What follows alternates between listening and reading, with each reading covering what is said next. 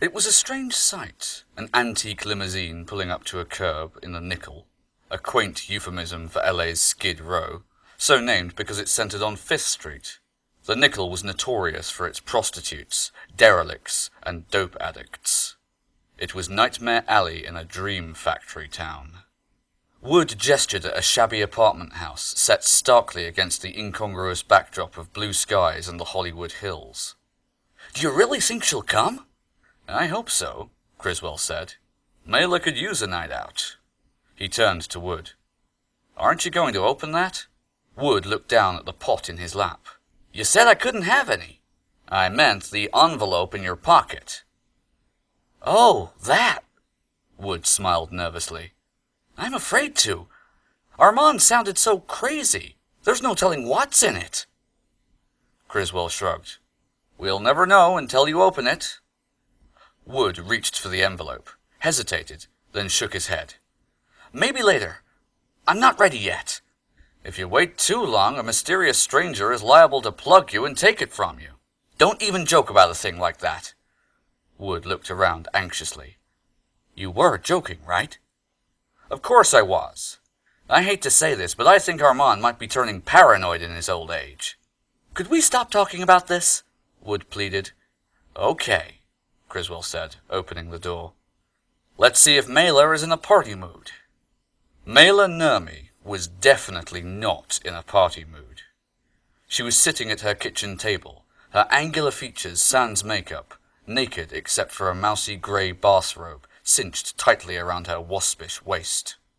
She felt decidedly unglamorous, having taken a pair of scissors to her red hair during a fit of despair.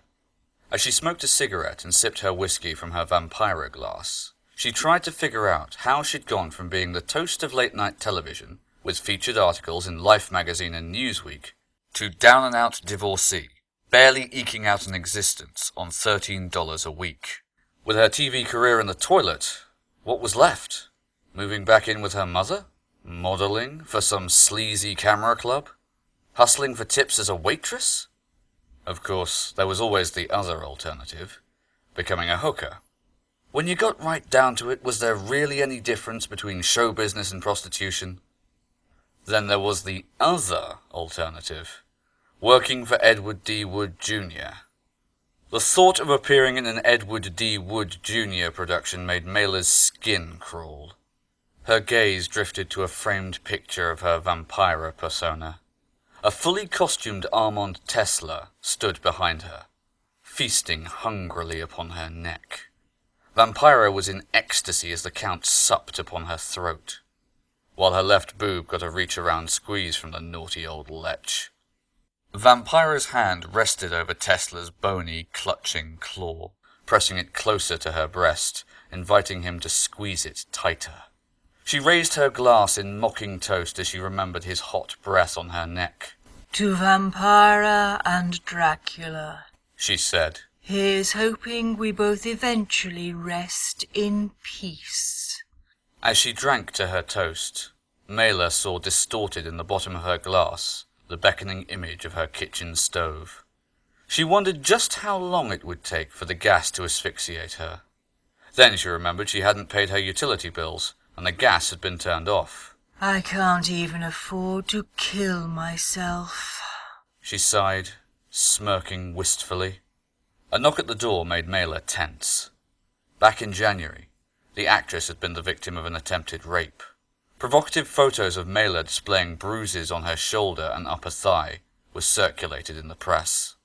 Sadly, the resulting publicity did nothing to resuscitate her career. The knocks rapped out, "Shave and a haircut." Snuffing out her cigarette, Mela eyed the door warily as she sprang to her feet and grabbed the baseball bat she kept by the door. "Who is it?" she challenged, Louisville slugger at the ready. "Criswell!" sang a familiar, friendly voice. Mela relaxed and opened the door. Criswell stood, hefting the pot of Swedish meatballs. "I hope you're hungry." Mela smiled.